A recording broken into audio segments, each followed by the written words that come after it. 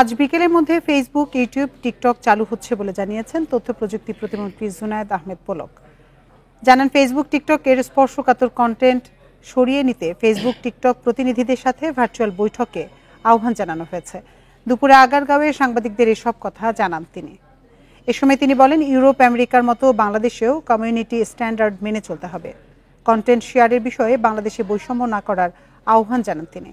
এ সময় ইউটিউব প্রতিনিধিকে বিটিআরসির পক্ষ থেকে অপপ্রচার বন্ধে ভূমিকা রাখতে বলেন। পলক আরও বলেন, বাংলাদেশের ফেসবুকের ফ্যাক্ট চেকার প্রতিষ্ঠান রাজনৈতিকভাবে পক্ষপাতমূলক। তাদের মতাদর্শ সরকার বিরোধী বলেও ফেসবুককে জানানো হয়েছে। তিনি দাবি করেন, ফেসবুকে মূলধারার গণমাধ্যমকে হেয় করা হয়েছে। ফেসবুক, ইউটিউবে অপপ্রচার হয়েছে বলে দেশে সহিংসতা বেড়েছে বলেও অভিযোগ করেন প্রতিমন্ত্রী।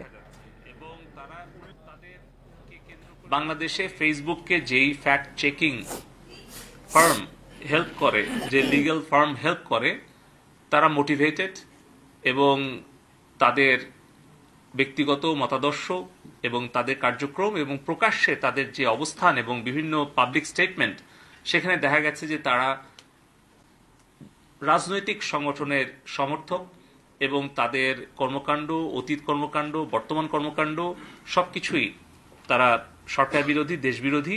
এমনকি মুক্তিযুদ্ধের সময়ও তাদের যারা পূর্বপুরুষ বা পরিবারের সদস্য বা আত্মীয়, তাদের অনেক এঙ্গেজমেন্ট পাওয়া যায়। ফলে আমাদের অনুমান যে এখানে ফ্যাক্ট চেকিং যে ফার্মগুলো আছে ফেসবুকের পক্ষ থেকে, তারাও নিরপেক্ষ ভূমিকা পালন করছে না। যদি করতো তাহলে এই সকল কন্টেন্ট কখনোই তারা রাখতো না। এগুলো অবশ্যই তারা টেক ডাউন করতো এবং এই সকল পেজ এবং অ্যাকাউন্টকে তারা ব্লক করতো।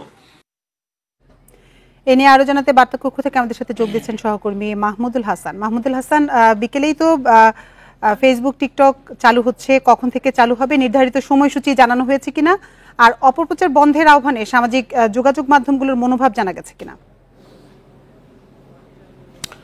দেখেন, আজকের যে বৈঠকটি খুবই গুরুত্বপূর্ণ বৈঠক বলা যেতে পারে। যে আসলে বাংলাদেশের পক্ষ থেকে বারবার তাগাদা দেওয়া হয়েছে যে ফেসবুক এবং ইউটিউবকে যে তারা যেন বাংলাদেশে অফিস খোলে। তবে আজকেও কিন্তু সেই বৈঠকে তাদেরকে অনুরোধ করা হয়েছে।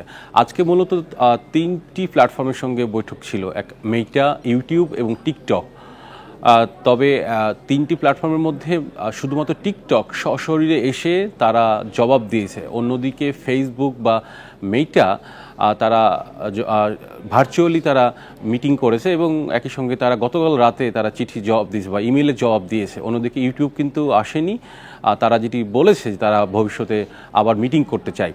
আজকে মিটিংয়ের বা আজকের যে বৈঠকটি হলো মূলত মেটা, ইউটিউব এবং টিকটকের সঙ্গে, সেখানে মূলত বিটিআরসি এবং তথ্য প্রযুক্তি প্রতিমন্ত্রী ছিলেন। সেখানে যেটি বাংলাদেশের পক্ষ থেকে বা সরকারের পক্ষ থেকে যে বিষয়টি তুলে ধরা হয়েছে তা হলো যে যে সকল কন্টেন্ট বা যে সকল চ্যানেল কিংবা যে সকল ফেসবুক পেজ থেকে গুজব, সরকার দেশবিরোধী, রাষ্ট্রবিরোধী কন্টেন্ট প্রচার করা হয়েছে, কিন্তু বিটিআরসির পক্ষ থেকে বা সরকারের পক্ষ থেকে এগুলো সরিয়ে ফেলার জন্য বলা হলেও তারা ভালোভাবে রেসপন্স করেননি। যদি আমি পার্সেন্টেজের কথা বলতে চাই, সেখানে দেখা যাচ্ছে যে ফেসবুক মাত্র 13% কন্টেন্ট সরিয়েছে, অন্যদিকে ইউটিউব 20%, আর অন্যদিকে টিকটক 67% কন্টেন্ট সরিয়ে ফেলেছে।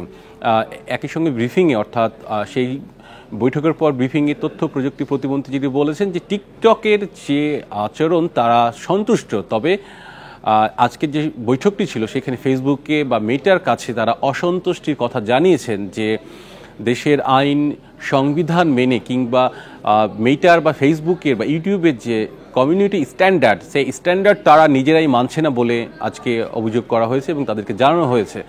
একই সঙ্গে আরেকটি বিষয় যে প্রতিমন্ত্রী ব্রিফিংয়ে বলেছেন যে ফেসবুক, ইউটিউবকে তাদের বা টিকটক তাদেরকে অনুরোধ জানানো হয়েছে যে যেন ভবিষ্যতে যখন তারা এই দায়িত্বশীল আচরণ করে এবং একই সঙ্গে যে এআই টুল আছে বা ফ্যাক্ট চেকিং যে মাধ্যমগুলো আছে সেগুলো ঠিক মতো কাজ করছে না বলে তাদেরকে জানানো হয়েছে। অন্যদিকে ফেসবুক যেটি বলেছে যে তাদেরও যে দুর্বলতা আছে ফ্যাক্ট চেকিংয়ে, তারা সে স্বীকার করেছেন এবং সব মিলে যেটি বলা যেতে পারে যে আসলে সরকারের পক্ষ থেকে তাদের যে অভিযোগগুলো ছিল তুলে ধরেছেন, অন্যদিকে তারা স্বীকার করেছেন ভবিষ্যতে কাজ করতে চাই বলে তারা জানিয়েছেন। শেষ লাইনটি বলতে চাই তা হল যে প্রতিমন্ত্রী যেটা বলেছেন যে ব্রিফিং এর পর থেকেই আসলে সেই অ্যাপ্লিকেশনগুলো চালু করার ব্যাপারে তারা কাজ শুরু করে দিয়েছেন। সব মিলে বিকালের মধ্যে আসলে সেগুলো ভালোভাবে সচল হবে বলে ব্রিফিং এ জানানো হয়েছে। বার্তাকক্ষ থেকে জানাচ্ছিলেন আমাদের সহকর্মী মাহমুদুল হাসান।